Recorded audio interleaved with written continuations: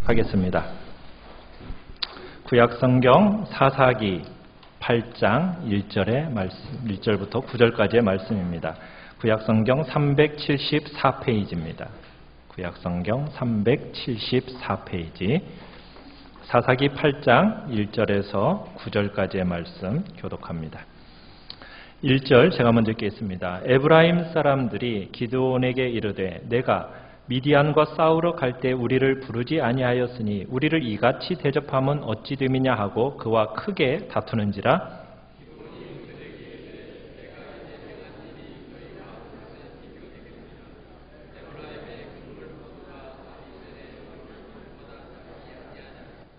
하나님이 미디안의 방백 오렙과 셉을 너희 손에 넘겨주셨으니 내가 한 일이 어찌 능히 너희가 한 것에 비교되겠느냐 하니라. 기드온이 이 말을 하매 그때 그들의 노여움이 풀리니라.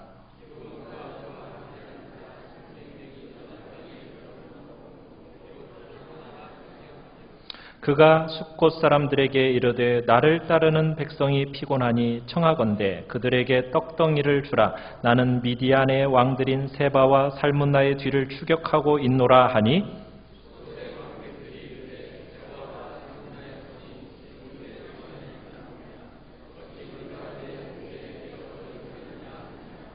기드온이 이르되 그러면 여호와께서 세바와 살문나를 내 손에 넘겨주신 후에 내가 들가시와 찔레로 너희 살을 찢으리라 하고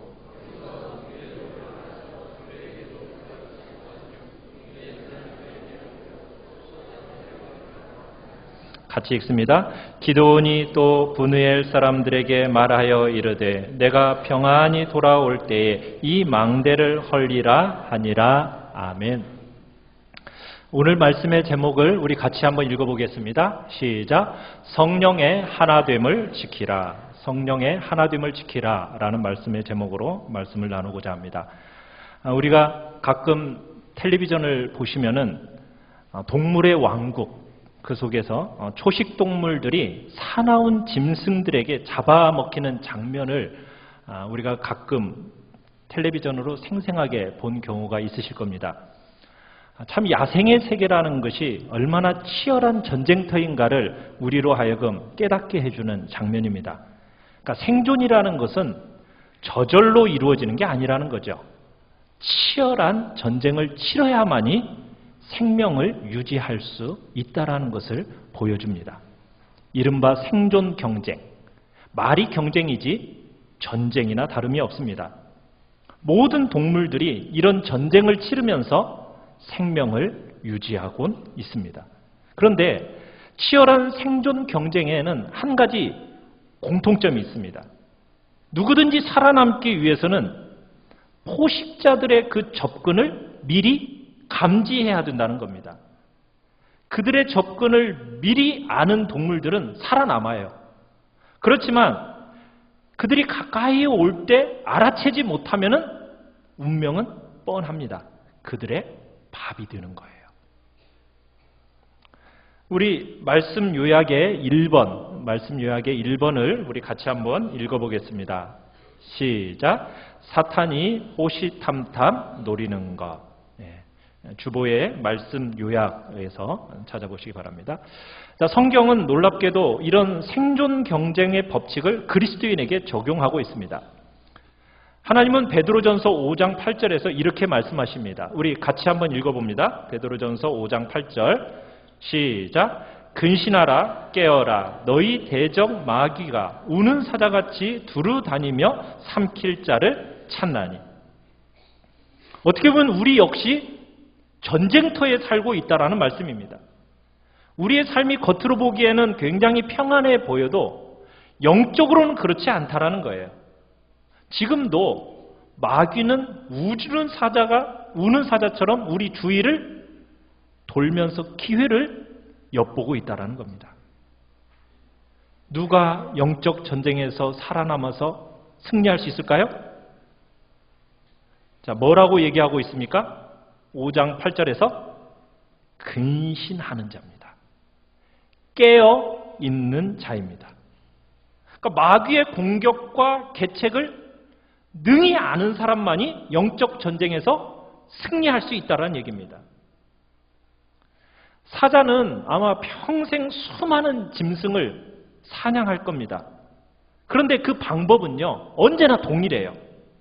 어떻게 사자가 짐승에게 다가갑니까? 소리를 죽여서 최대한 상대에게 가까이 다가가서 상대가 잠시 방심해 있는 그 틈을 타서 공격하는 거잖아요. 그렇지 않습니까? 그게 간단한 수법이지만 그 수법에 얼마나 많은 짐승들이 희생됐는지 몰라요. 마귀가 우리 그리스도인들을 공격하는 방법도 그렇게 복잡하지가 않아요. 무슨 특별한 방법을 사용하는 게 아닙니다. 지난 수천 년 동안 똑같은 방법으로 믿는 사람들을 공격해 왔습니다. 그 사단이 우리를 공격하는 방법은 단 하나입니다. 그건 뭘까요? 우리의 관계를 파괴하는 겁니다. 하나님과 우리의 관계를 파괴하는 거고요. 사람과 사람 사이의 관계를 파괴하는 겁니다. 이것이 사단이 우리를 공격하는 방법이에요. 이 간단한 술수에 말려들어서요, 지금까지 수많은 사람들이 희생되어 왔고 지금도 희생되고 있습니다. 여러분, 인류의 조상 아담과 하와가 바로 이 꼬임에 넘어가서 꼬임에 빠져가지고 에덴 동산에서 결국에는 추방당하지 않았습니까? 사탄이 하나님과 아담의 관계를 공격했어요. 그 관계가 깨어져 버렸습니다. 그 다음에는 누구에게로 갔습니까? 아담과 하와, 이 사이를 공격했어요. 선악과를 먹은 그 책임을 서로 미룹니다. 원래는 둘이 부끄러움이 없는 그런 솔직하던 부부 관계가 이걸로 인해서 파괴돼 버립니다. 그러더니 이 동일한 수법으로 형제 사이를 갈라놓습니다. 형 가인이 아벨을, 그 관계를 깨어놓더니 어떻게 합니까? 형이 동생을 죽입니다. 여러분, 이것이 창세기에 처음 나오는 이야기예요. 하나님이 왜 이 이야기를 성경의 첫 부분에 쓰셨겠습니까? 그 이유는 사탄의 계책을 아는 것이 매우 중요하기 때문에 그걸 앞부분에 기록한 거예요. 에덴 동산에서 아담과 하와, 가인과 아벨을 공격했던, 그 관계를 공격했던 이 사단이 지금도 우는 사자처럼 두루 다니면서 저와 여러분을 공격하고 있습니다. 수많은 세월이 흘러왔지만 이 방법은 지금도 전혀 변하지 않았어요. 사탄은 지금도 우리의 관계를 파괴합니다. 그래서 우리를 파멸의 구렁텅이로 몰아넣고자 발악하고 있는 것이 바로 이 사단의 방법이에요. 그래서 사도 바울이 이렇게 고백합니다. 우리 말씀 요약에 고린도후서 2장 10절로 11절 우리 같이 한번 읽어보겠습니다. 고린도후서 2장 10절 11절 시작. 너희가 무슨 일에든지 누구를 용서하면 나도 그리하고 내가 만일 용서한 일이 있으면 용서한 그것은 너희를 위하여 그리스도 앞에서 한 것이니 이는 우리로 사탄에게 속지 않게 하려 함이라. 우리는 그 계책을 알지 못하는 바가 아니로라. 아멘. 지금 사도 바울이 고린도 교회 성도들에게 무엇을 권면하고 있습니까? 용서를 권면하고 있습니다. 사랑을 권면하고 있습니다. 왜 우리가 서로 사랑하고 왜 용서해야 하는가? 왜 그렇다고요? 우리는 사탄의 계책을 알고 있기 때문이라는 거예요. 우리의 관계를 파괴하는 그 배후에 뭐가 있다고요? 반드시 사탄에 보이지 않는 술수와 계책이 있다라는 겁니다. 그 술수를 알지 못해서 속아서 부부 사이가, 형제 사이가, 성도 사이가 서로 용서하지 못하고 분한 마음과 미움을 가지고 살기 시작한다는 거예요. 그러면 사탄의 밥이 됩니다. 멸망하게 된다는 거예요. 이 사실을 알기 때문에 사도 바울은 고린도 교회 성도들에게 이렇게 말하고 있는 겁니다. 이는 우리로 사탄에게 속지 않게 하려 함이라. 우리는 그 계책을 알지 못하는 바가 아니로라. 여러분, 사탄의 계책을 잘 알고 계십니까? 이 사탄의 계책이 뭐라고요? 바로 관계를 파괴하는 겁니다. 사탄은 어떻게든 사람과 사람 사이, 사람과 하나님과 이 관계를 파괴하고자 애를 쓰고 우리 주위를 두루 돌아다니면서 삼키려고 하고 있다는 거예요. 여러분, 이 한 가지 방법으로 지금까지 온 인류와 수많은 가정과 수많은 교회와 수많은 그리스도인들의 삶을 파멸의 구렁텅이로 몰아넣었다는 거 우리는 잘 알고 있지 않습니까? 어떻게 해야 우리는 이 사탄의 계책에 속아 넘어가지 않겠습니까? 우리 2번을 같이 한번 읽어보겠습니다. 말씀 요약의 2번입니다. 시작. 불화의 배후에 누가 있는가? 자, 오늘 본문으로 돌아가셔서 기드온이 전쟁에서 승리하고 난 후에 벌어진 일을 오늘 8장은 기록하고 있습니다. 300명의 하나님께서 택하신 용사와 함께 기드온은 13만 5천 명이라는 미디안의 군대와 싸움을 해서 하나님께서 승리를 거두게 하셨어요. 자, 그런데요, 전쟁이 완전히 끝난 상태는 아닙니다. 결정적인 전쟁은 이겼는데 아직 패잔병들이 남아있어요. 그리고 특별히 미디안의 두 왕, 세바와 살문나라는 이 두 왕이 그대로 남아있는 겁니다. 아직 전쟁이 진행되고 있는 과정에 있는 거예요. 자, 그런데 지금 여기서 우리가 오늘 본문에서 두 가지 중요한 일을 보게 됩니다. 우리 1절을 다시 한번 읽어보겠습니다. 사사기 8장 1절입니다. 시작. 에브라임 사람들이 기드온에게 이르되 내가 미디안과 싸우러 갈 때 우리를 부르지 아니하였으니 우리를 이같이 대접하면 어찌 됨이냐 하고 그와 크게 다투는지라. 여러분, 기드온과 300명의 용사들이 목숨 걸고 정말 어려운 전쟁을 해서 승리로 이끌었어요. 그런데 지금 형제 에브라임 지파 사람들이 찾아와서 지금 뭐라고 항의하고 있죠? 아직 지금 전쟁이 치러지고 있는 중입니다. 그런데 에브라임 지파 사람들이 찾아와서 기드온에게 와서 뭐라고 얘기해요? 전쟁할 때 왜 너희 우리를 부르지 않았냐? 그러면서 따지고 있는 겁니다. 아니, 7년 동안 미디안 사람들한테 고생할 때는 잠잠하게 있었어요. 또 전쟁이 시작될 때에도요, 이 에브라임 지파 사람들은 가만히 있었어요. 그런데 막상 전쟁이 이길 때쯤 되니까 뭐라고 얘기하고 있어요? 아니, 우리 진작부터 부르지, 우리 준비하고 있었는데 왜 이제 부르는 거야? 하면서 지금 따지고 있는 겁니다. 그러면서 기드온을 향해서 온갖 비난과 함께 지금 싸움을 걸고 있는 거예요. 이 항의가 무슨 항의입니까? 에브라임 지파의 쓸데없는 자존심이요, 질투 속에서 나온 겁니다. 에브라임 지파의 어떤 자신들의 명예만 생각하는 어떤 좁은 소견 속에서 나온 항의라는 거예요. 자기를 드러내기를 좋아하고 공치사를 좋아하는 그런 에브라임 지파가 지금 기드온을 향해서 항의를 하고 있는 겁니다. 우리가 살다 보면 꼭 이런 사람들 있어요. 자, 에브라임 지파가 이렇게 억지를 부릴 때 여러분, 기드온의 마음은 어땠을까요? 얼마나 억울하겠어요?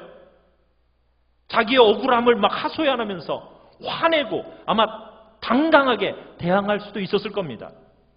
에브라임 지파하고 기드온이 싸운다고 해가지고 비난할 사람 아무도 없어요.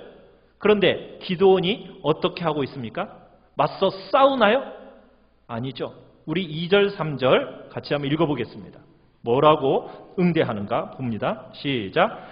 기드온이 그들에게 이르되 내가 이제 행한 일이 너희가 한 것에 비교되겠느냐? 에브라임의 끝물 포도가 아비에셀의 만물 포도보다 낫지 아니하냐? 하나님이 미디안의 방백 오렙과 세heb을 너희 손에 넘겨주셨으니 내가 한 일이 어찌 능히 너희가 한 것에 비교되겠느냐 하니라. 기드온이 이 말을 하매 그때 그들의 노여움이 풀리니라. 기드온이 화를 내면서 싸워도 시원치 않을 판입니다. 그런데 기드온이 어떻게 이야기를 하고 있습니까? 아주 겸손한 마음으로 도리어 에브라임의 그 훌륭한 부분을 인정하고 있습니다.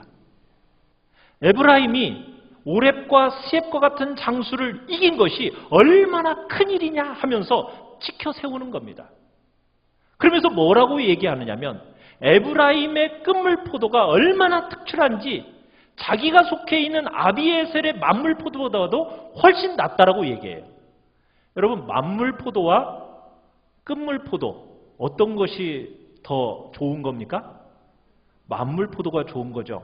그런데 지금 에브라임의 끝물포도가 아비에셀의 만물포도보다도 훨씬 더 좋다라고 지켜 세우는 거예요. 너희가 낫다. 그래, 너희가 크다. 너희가 행한 일이 위대하다. 나는 아무것도 아니다. 이렇게 얘기한 거예요. 그렇게 얘기를 하니까 에브라임 사람들의 마음이 어떻게 됐다고요? 노여움이 가라앉았어요.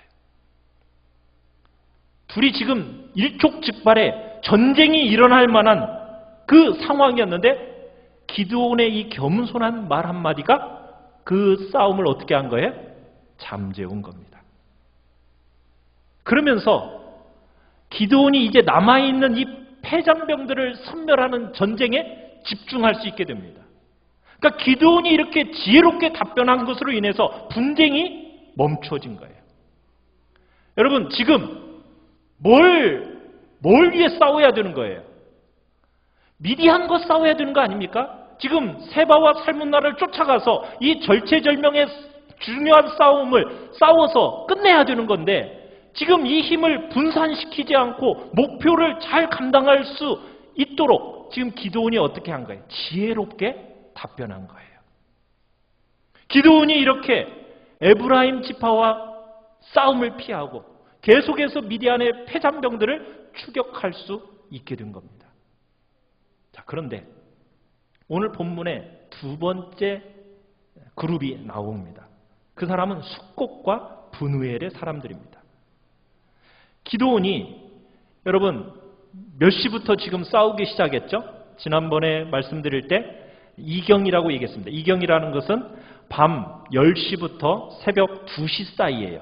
그 2시 사이부터 그 한밤중부터 싸움을 시작해서 지금 치열하게 하루 종일 싸운 거예요. 그리고는 이제 두 왕 세바와 살문나가 이끄는 미디안 군대를 추격하니 여러분 이 기드온과 300명이 얼마나 피곤했겠어요. 얼마나 배가 고팠겠어요. 그래서 숫곡과 분우엘이라는 곳에 도착해가지고 이제 남아있는 이 패잔병을 쫓고 있는 이 동네, 이 중간에 있는 이 길목에 있는 동네에 가서 사람들에게 도움을 청합니다. 뭐라고 도움을 청하죠? 한번 뭘 도움을 청하고 있습니까? 5절에 보면은 떡을 좀 달라. 우리가 정말 배고프다. 너무 피곤하다. 먹을 수 있도록 좀 떡을 좀 달라 하고 요청을 하고 있어요. 자, 이때 숫곡과 분우엘 사람들이 어떻게 응대하죠? 우리 6절 같이 한번 읽어보겠습니다. 6절입니다. 시작. 숫곳의 방백들이 이르되 세바와 살문나의 손이 지금 내 손 안에 있다는 거냐? 어찌 우리가 내 군대에게 떡을 주겠느냐 하는지라. 자, 떡을 줬습니까? 안 줬습니까? 안 줬어요. 도리어 뭐라고 얘기해요? 거절할 뿐만 아니라 조롱까지 합니다. 여러분, 왜 안 도와줬을까요? 패잔병을 쫓아가고 있는 이 기드온의 용사 300명에게 왜 떡덩이를 주지 않았을까요? 여러분, 지금 기드온은 몇 명이라고요? 300명. 패잔병은 몇 명일까요? 우리 10절을 한번 읽어보겠습니다. 10절. 10절 시작. 이때에 세바와 살문나가 갈골에 있는데 동방 사람의 모든 군대 중에 칼든 자 12만 명이 죽었고 그 남은 15,000명가량은 그들을 따라와서 거기에 있더라. 자, 패잔병이 몇 명이라고요?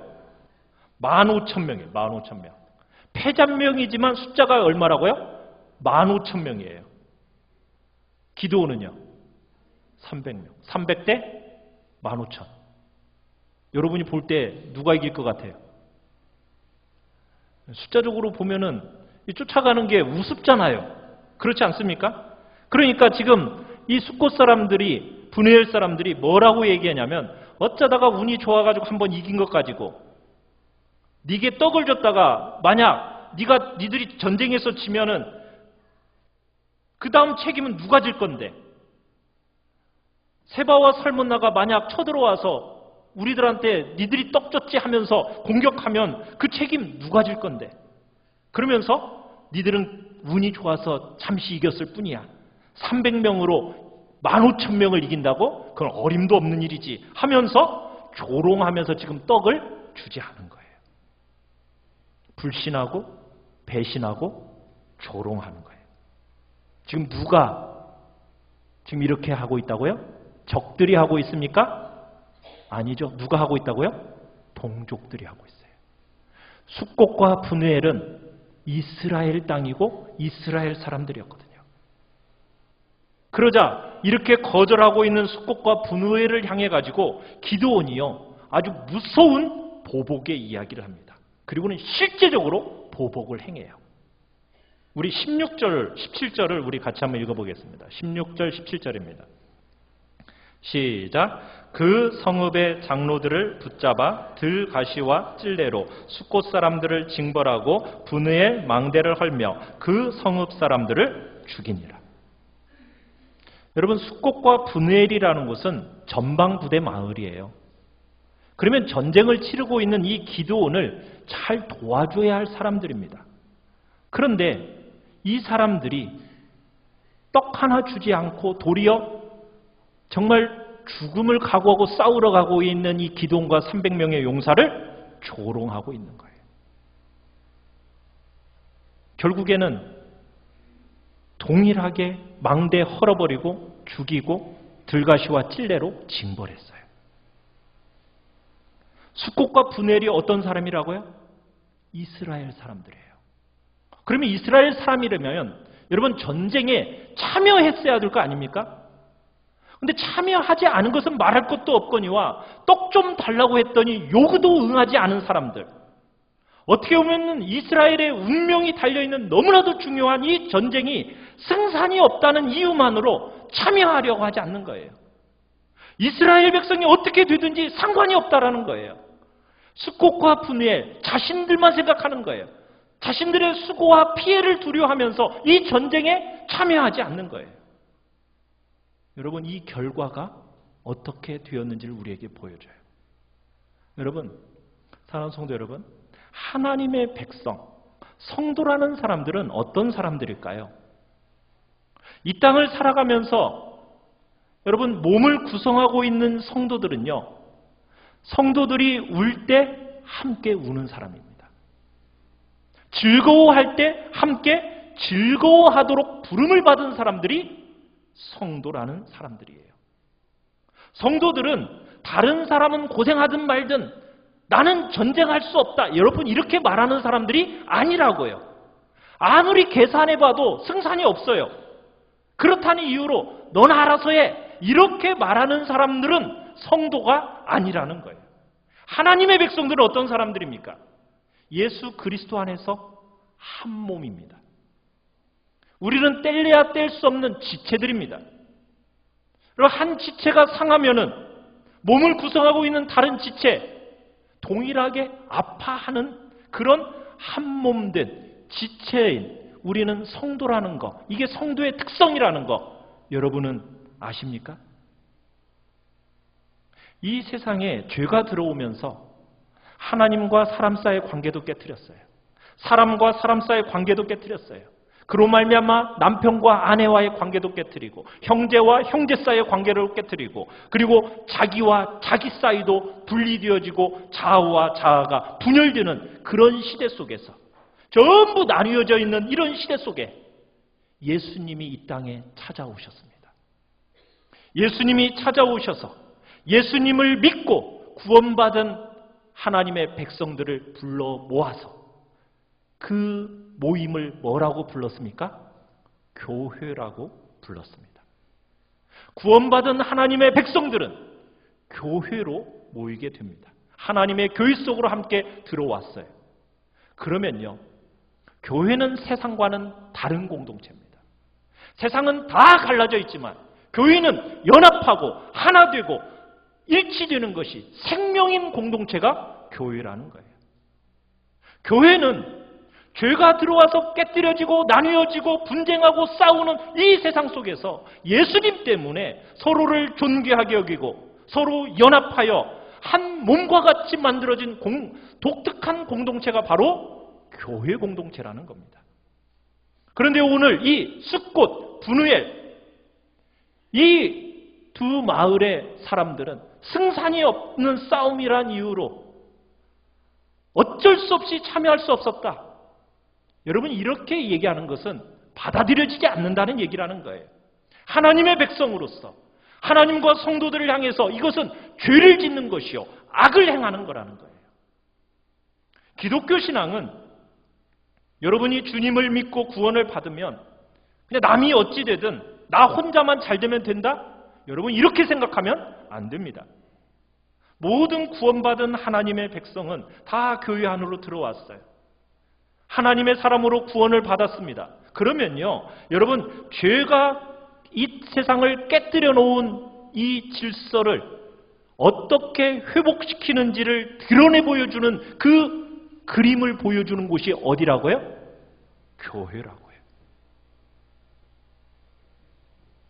우리 안에서는 서로를 존중하고 영혼을 소중히 여기고 몸의 한 부분인 것처럼 서로를 여기면서 연합하고 하나 된 공동체로 나타나야 될 것이 바로 교회 공동체입니다. 그런데 이 교회를 깨트리고 있는 숫꽃과 분우에 벌을 받게 마땅하다라는 거예요. 그래서 죽임을 당하는 것이요 생명이 끊어지는 형벌을 받게 되는 겁니다. 하나님의 사법권을 따라서 심판을 시행하고 있는 거예요. 그러면서 기드온이 숫꽃과 분우엘을 심판한 것은 여러분 성경 전체의 흐름에 있어서 합당한 일이라는 거예요. 교회는 한 몸입니다. 연합되어야 합니다. 그러기에 우리는 한 지체들을 위해서 서로 모이기를 힘써야 됩니다. 그렇지 않다면 그것은 신앙이 무엇인지를 모르는 거예요. 여러분, 그런데 안타까운 건 뭐였습니까? 누가 가장 마음을 아프게 하나요? 누가 우리를 믿어주지 않던가요? 누가 우리에게 조롱의 눈길을 보내던가요? 우리는 때로 누구에게 배반을 당하던가요? 그건 안타까운 것은 형제요, 가족이요, 같은 교회에서 생활하는 성도들이라는 것이 우리의 가슴을 아프게 한다는 사실입니다. 왜일까요? 왜 우리는 좀 더 사랑하지 못하고 서로 마음을 아프게 하는 걸까요? 왜 하나님이 이루신 놀라운 일들을 찬양하기보다는 생각이 좀 다르다고 비난하고 욕하고 조롱하는 걸까요? 왜 감사한 마음보다는 서운한 마음을 가지고 왜 살아가는 걸까요? 왜 형제가 고생하는 것을 보고 도와주기는커녕 왜 그의 헌신을 조롱하며 잘못되기를 바라는 걸까요? 그 이유가 뭘까요? 다름 아니라 사탄의 공격이 있기 때문입니다. 서로를 미워하고 서로의 마음을 닫고 살아가는 것. 왜 그렇다고요? 그 배후에 누가 있다고요? 사탄의 공격이 있기 때문이라는 거예요. 우리 그리스도인들은 이 사실을 알아야 된다는 겁니다. 사탄의 술수와 사탄의 계책을 알아야 된다는 거예요.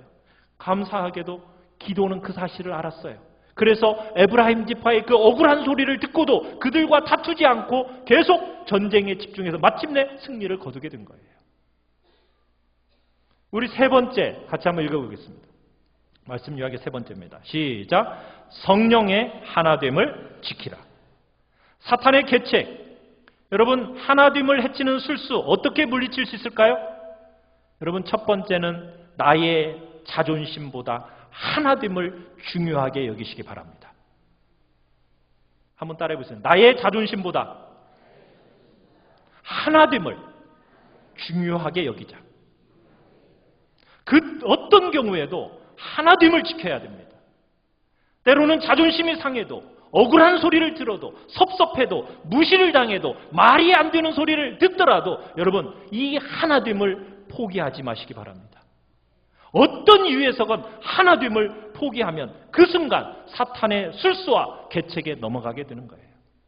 그래서 성경은 에베소 4장 3절에 이렇게 얘기하죠. 우리 에베소 4장 3절 우리 같이 한번 읽어보겠습니다. 시작. 평안에 매는 줄로 성령이 하나 되게 하신 것을 힘써 지키라. 어떻게 지키라고요? 힘써 지키라는 거예요.